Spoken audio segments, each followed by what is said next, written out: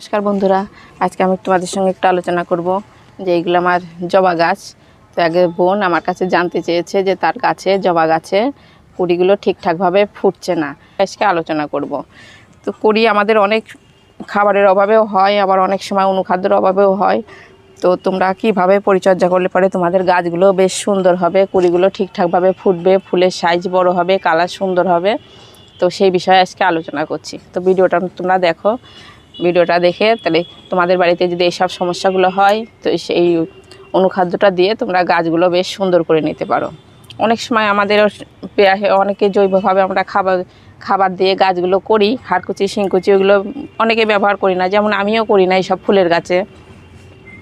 তো তার মধ্যেও কিছু কিছু সার আমরা ঘরে উপায়ে করি, তার মধ্যে আবার অনেক কিছু সার লাগে আমাদের, যেমন জিঙ্ক, বোরন, আয়রন, এইগুলো যদি একটু আধটু করে গাছে পাই তাহলে সেটা আমাদের যে কোনো খাবারের অভাবটা পূর্ণ হয়ে যায়। তো ওইগুলো আমাদের অতটা দিতে কিন্তু পারি না, আবার কি পরিমাণে দিতে হবে সেটা আবার অনেকেই জানি না। কিন্তু অনুখাদ্যটা তোমরা যদি দিয়ে দিতে পারো, অনুখাদ্যের মধ্যে অনেক ধরনের উপাদান দিয়ে অনুখাদ্যটা তৈরি হয়, কি পরিমাণে কতটা লাগবে সেটা তো ঠিক হয়ে যায়। যেমন এটা লাগে খুব কম, কিন্তু তোমরা 2-3 মাস পর পরও যদি একবার দিয়ে দিতে পারো তাহলেও তোমাদের গাছগুলো খুব সুন্দর থাকবে। এইগুলো যেমন আমার দেশি জবা, এইগুলোতে কিন্তু খুব একটা লাগে না, যেগুলো বেশি থোকা থোকা জবা হয় সেই জবাটাতে একটু বেশি লাগে। সেগুলো বেশ 2-3 মাস পর পর একটু করে যদি তোমরা দিয়ে দিতে পারো, জলে গুলিয়েও গুঁড়াতেও দেওয়া যায়, স্প্রেও করা যায়, তাহলে যে কোনো ফুলের সাইজ বড় করবে, সুন্দর করবে। তো কুড়িগুলো অনেক সময় ফোটে না কেন, এই সময় আবার খুব মিলিবাগ হয়, সাদা সাদা পোকাগুলো যদি কুড়ির সঙ্গে যদি তোমরা দেখো যে লেগে লেগে থাকে, সেই কুড়ির রসটা যদি চুষে খেয়ে নেয় তাহলে কি করবে, সেই ফুলটা না ভালোভাবে ফুটবে না। ফুলের বোঠার রসটাই যদি পোকাতে খেয়ে নেয়, জাপ পোকা হয়, আবার সাদা পোকা হয়, অনেক ধরনের এই সময়ের পোকাটা একটু বেশি লাগে। তো সেটা তোমরা পোকার ওষুধটা প্রথমে একটু পোকার ওষুধটা দিয়ে দিতে পারো গাছে, গোটা গাছে স্প্রে করে দিতে পারো। তো তোমরা দেখলে বুঝতে পারবা যে কুড়িগুলো আমার ঠিকঠাকভাবে আছে। কিন্তু আবার যখন দেখবা যে গাছে ভরপুর কুড়ি থাকে, সেই সময়তে কিন্তু জল তোমরা হয়তো টবের মাটিতে খুব বেশি পরিমাণে জল হয়ে যাচ্ছে, আবার জলের পরিমাণটা একটু কম হচ্ছে, তাহলেও কিন্তু সেই কুড়িগুলো কি করে ঝরে যায়, আবার ঠিকঠাকভাবে ফোটে না। তো জলটাও তোমরা ঠিকঠাকভাবে দিও, এমন করে জল দিও না যে আবার টবের মাটি কাদা কাদা হয়ে যাচ্ছে, মানে টবের মাটি যেন সবসময় একটু ময়েশ্চার ভাব থাকে সেইভাবে করে তোমরা জল দিও। আর জলটা সকালের দিকে না দিয়ে বেশ বিকেলের দিকে জলটা তোমরা দিও, টব ভাসিয়ে একবারে জল দিও, তাইলেও সারাদিন আর জল লাগবে না, দিনে একবার করে জল দিলেও হয়। আর যদি জলটা টবের হয়তো যে গাছটাতে তোমরা যে টবটাতে লাগানো আছে টবটা হয়তো ছোটো কিংবা রুট বাউন্ডটা বেশি হয়ে গেছে, তাহলেও কিন্তু কুড়িগুলো ঝরে যায়। আর সবথেকে যেটা বিষয় যে তোমরা সব কিছু ঠিকঠাকভাবে করছো কিন্তু কুড়িগুলো তাও ঝরে যাচ্ছে। সে একটা লাল জবা আছে, থোকা থোকা লাল ধরনের জবা আছে, ওই কুড়িটা একটু বেশি ঝরে, কিন্তু সিঙ্গেল ফুল যেগুলো হয় সেগুলো খুব একটা বেশি কুড়ি ঝরে না। তাহলেও তোমরা তোমাদের কাছে যে এটাই হোক, এগুলোর একটু দাম বেশি কৌটোরগুলো, তো কৌটোরগুলো তোমরা নিতে পারো। যে বলবা সারের দোকানে যে বলবো অনুখাদ্য নেবো, তো যেটাই তোমাদের হাতের কাছে থাকবে তোমরা সেটাই নিয়ে নিতে পারো। এটা যেমন আছে, একটা আছে, এগুলোর একটু দাম বেশি, এগুলো আমি ফলের গাছে ব্যবহার করি। আর যে কোনো ফুলের গাছে আমি এই যে এটা বেশি ব্যবহার করি, এটা যেমন আমি ব্যবহার করি, এটা অ্যাগ্রোমিন ম্যাক্স। তো এটা তোমরা ব্যবহার করলে পরে দিতে পারো, এটা বেশি খুব একটা বেশি কিন্তু লাগে না। সব পরিচর্যা যদি ঠিকঠাক করছো তবু তোমাদের কুড়িগুলো বেশ ঝরে যাচ্ছে, তারপরে ফুলটা ফুটছে না, সাইজটা ছোট হচ্ছে, তাহলে তোমরা এটা ব্যবহার করতে পারো। এটার দামও কিন্তু খুব একটা বেশি নেয় না, 50 থেকে 60 টাকা নেবে, এক এক জায়গায় হয়তো 10-5 টাকা একটু কম বেশি হতে পারে। তো এটা তোমরা নিয়ে নিতে পারো।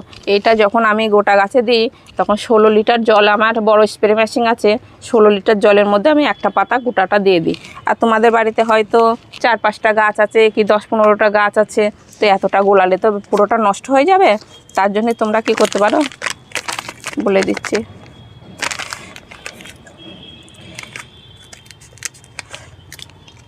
যে এটা একটু কেটে নিয়ে, হয়তো একটা টবে যদি তোমরা দিতে চাও, যে মাটিতে যখন দেখবা যে তোমরা টবের মাটিতে দিতে চাও, তাহলে কি করবা, 1 লিটার জলে, এটা কিন্তু খুব বেশি যে লাগে তা না, অল্পতেই ভালো কাজ করবে। এই চামচের পিছন দিকটা নিয়ে সামান্য একটুখানি নিয়ে, এইটুকু নিয়ে বেশ জলের মধ্যে একটু গুলিয়ে দিবা। এটা 1 গ্রাম মতন করে নিয়ে একটু গুলে দিলে পরে 1 গ্রাম মতন হয়ে যাবে। 1 গ্রাম কি 1 গ্রামের থেকে কম নিয়ে 1 লিটার জল নিয়ে তোমরা একটা টবে এইভাবে করে দিয়ে দিতে পারো। সে আমার গাছে এখন এটা দিলেও কোনো একটা অসুবিধা হবে না।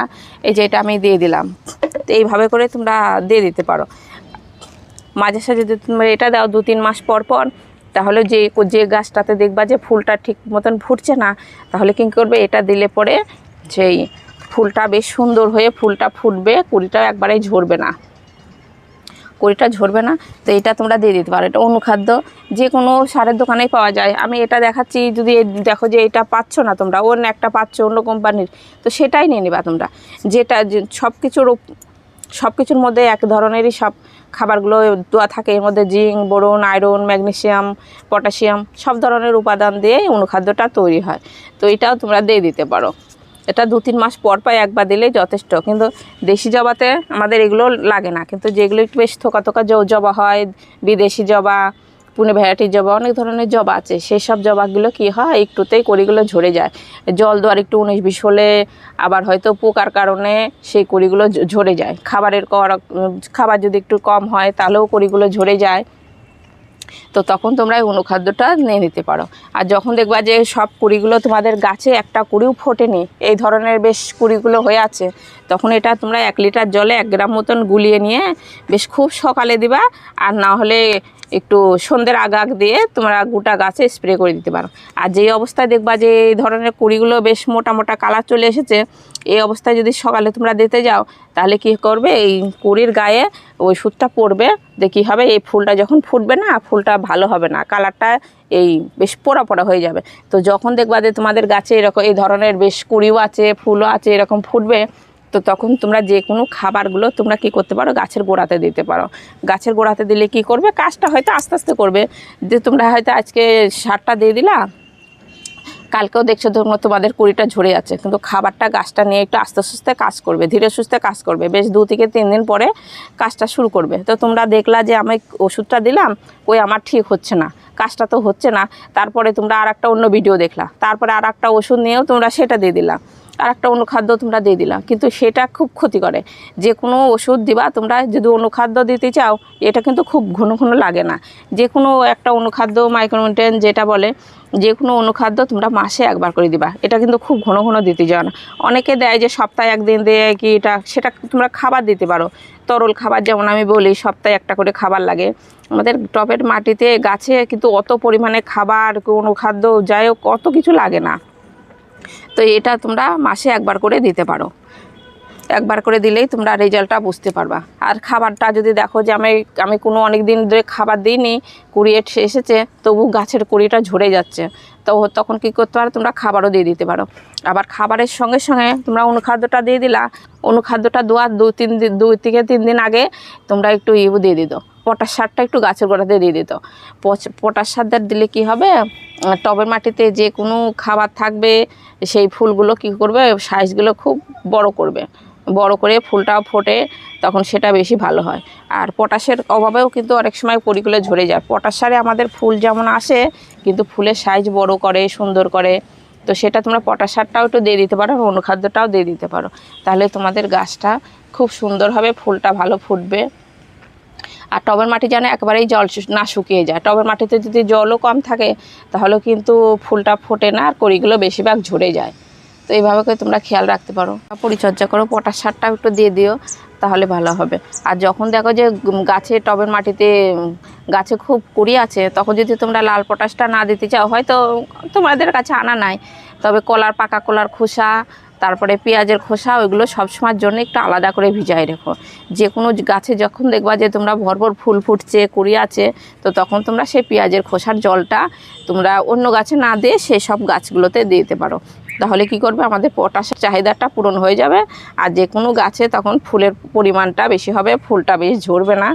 পেঁয়াজের খোসা তো খুব সুন্দর কালার করে, ফুলের কালার সুন্দর করে, বড় করে, তো সেইগুলো তোমরা তখন দিতে পারো। আর তার মধ্যে এই অনুখাদ্যটা দিয়ে দিও, ওইটা অবশ্যই দিও। এটা না দিলে কিন্তু কুড়িগুলো ঝরবে, তখন এটা দিলে পরে কুড়িগুলো ঝরাটা কমে যাবে। তো ভিডিওটা এখানে শেষ করছি, নমস্কার।